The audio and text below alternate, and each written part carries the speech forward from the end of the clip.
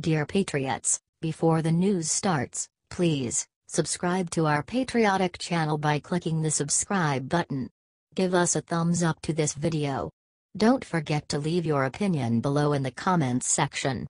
Share the news on Facebook and Twitter so you friends see it. Thank you. Rosie O'Donnell's own daughter just called her out for what she really is. Ouch.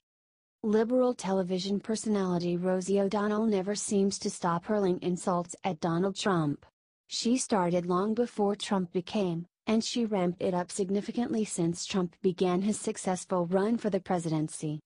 Nothing seems to be out of bounds for Rosie, who kicked off the liberal hate storm against President Trump's preteen son Barron, claiming via her Twitter account that she thinks he is autistic. Unfortunately for O'Donnell, she has no shortage of issues with her own daughter Chelsea O'Donnell, who recently pointed out what a hypocrite Rosie truly is. Rosie is always preaching the need to be tolerant of alternative lifestyles, and freely calls Trump and his conservative allies closed-minded bigots and, worse yet, crazy. Rosie's daughter, however, described how her supposedly sane and open-minded daughter flipped out on her for getting a tattoo. Said Chelsea to the Daily Mail, "It was pretty late at night. A couple of weeks prior, I had gotten a tattoo. Rosie O'Donnell had spyware on my phone so she could see pretty much everything I did. A drunk Rosie, empty wine bottle in tow, reportedly entered Chelsea's bedroom, locked the door and told her if she didn't show her the tattoo she could kill her." Described the younger O'Donnell, "She told me if I didn't show her, if I tried to leave, that she would hit me with a wine bottle, call the police and tell them that I had attacked her. She was holding it above her head and coming after me in her room. She kept trying to run after me and saying that if she really wanted to she could kill me, she's that strong." She continued, "I didn't go to the police because of who she is. She would have tried to say I was crazy and they just wouldn't believe me. She does things that are going to make her look good.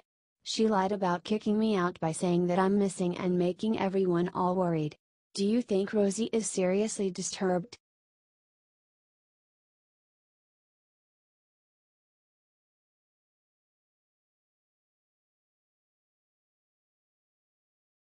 Judge Jeanine just threatened what will happen if Trump's family gets indicted. The Democrats and establishment Republicans have been leading a witch hunt against President Donald Trump, and it just escalated recently when reports have come out that the investigators may seek to indict other members of Trump's family along with the president. This news did not sit well with Fox News' Judge Jeanine Pirro and the hosts of the Fox and Friends program. On the show, they discussed what the consequences might be if investigators try to insert Trump's children and other relations. Commented Pirro during an appearance on the program about the situation, "I'm sure this is on Donald's mind, he never stops thinking. But at the same time, this is an agenda." Jeanine continued, "Here is my concern. If they end up with an indictment against a family member, just to get at Donald Trump because they couldn't get at him, there is going to be a real uproar, a real uprising in this country."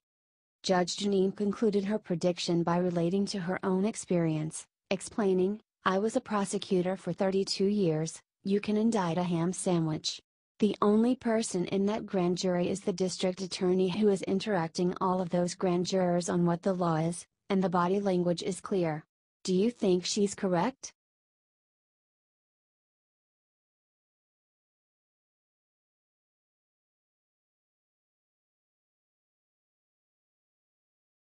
Lib Martin Sheen just said a nasty thing about Americans to Canadians, "It's so insulting.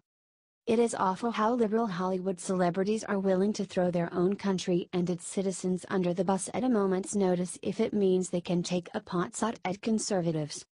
This was recently shown once again when liberal activist and Apocalypse Now and the West Wing actor was in Canada and told a reporter that he was relieved that his PBS show Anne of Green Gables films there instead of in the United States. Said a reporter to fictional TV president Sheen, "As former president of the United States, you set a high standard for the office," and continued, "I can't let this go by without asking if you would like to say a few words about the current president." Responded ultra-liberal Martin, "We were doing so well without any mention of that dark force. So let's leave it right there where it belongs. I don't want to give him any more airtime than we have to. Throwing shade at Americans, he added that he is always delighted. So relieved to leave the land of lunatics. He continued, ridiculously, for me, going into Canada, they know when I'm there how giddy I am, and love the country and the culture.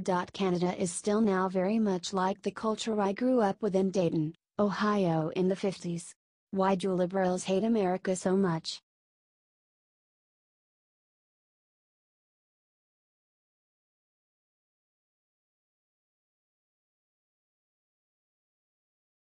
Eric Bolling's lawyer destroys Lib News site for what they said Eric did.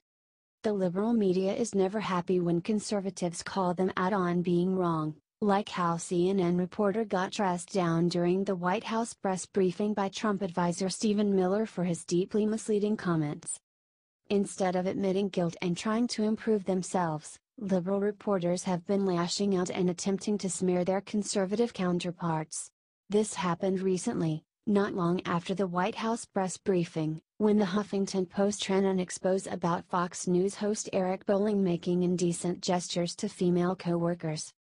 Wrote the Huffington Post's Yashar Ali in the hit piece, Eric Bolling, a longtime Fox News host, sent an unsolicited photo of male genitalia via text message to at least 2 colleagues at Fox Business and 1 colleague at Fox News, a dozen sources told HuffPost.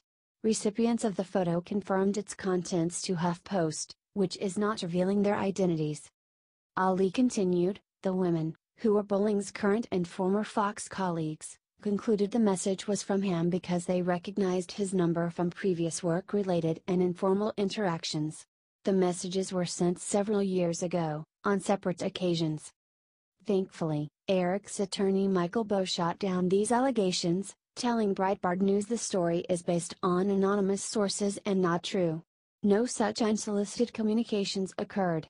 Did you support Eric Bolling?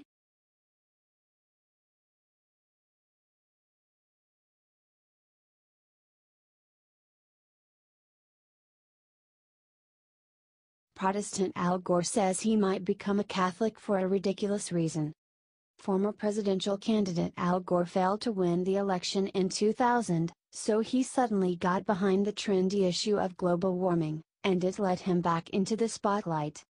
Now that his party is out of power during Trump's presidency, he clearly feels the need to become relevant again, so he is pushing another global warming documentary. He has been making the media rounds, telling Democrats what they want to hear and even claimed that he could ditch his adherence to the Southern Baptist Church.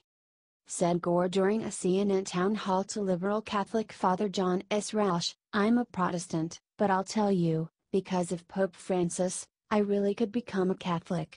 He is really an amazing spiritual leader. He then said would like everyone from all religions to read Pope Francis's environmental letter Laudato Si. He continued, now I was taught in my church that the purpose of life is to glorify God, and if we are heaping contempt on God's creation, then we're not living up to the duty that God is calling us to. And so the way we live our lives is definitely connected to this. It's not a political issue, it is a moral and spiritual issue. And thank you for bringing that up. Gore has been effusive in his praise of Francis, saying previously, I think Pope Francis is quite an inspiring figure really. I've been startled with the clarity of the moral force that he embodies. And I know the vast majority of my Catholic friends are just thrilled to the marrow of their bones that he is providing this kind of spiritual leadership. Do you think Gore has strayed from his Baptist faith?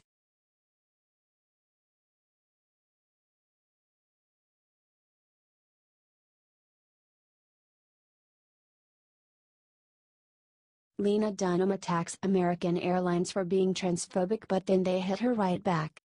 Liberal extremist and girls actress Lena Dunham went on an online rant against American Airlines for supposedly being transphobic. Not gonna call out the airline who delayed cause SHT happens, but I did just overhear 2 at American Air attendants having a transphobic talk, tweeted Dunham. At this moment in history we should be teaching our employees about love and inclusivity at American Air. That was worst part of this night, she tweeted. She went on to share screenshots of messages that she sent American Airlines. Hi. I heard two female attendants walking talking about how trans kids are a trend, they'd never accept a trans child and transness is gross. I think it reflects badly on uniformed employees of your company to have that kind of dialogue going on. What if a trans teen was walking behind them? She wrote to the airlines. In response to this, Fox's Greg Gutfeld wrote the following tweets. She actually contacted the airline to inform on these women, over an overheard conversation. Think about how empty you must be to do that, tweeted Gutfeld. 1984, Big Brother is watching you. 2017, Big Lena is watching you, tweeted Gutfeld. The airlines eventually responded that her claims were completely unsubstantiated. We always look into complaints from customers, but at this time, we are unable to substantiate these allegations, a spokesperson for American Airlines told Fox News.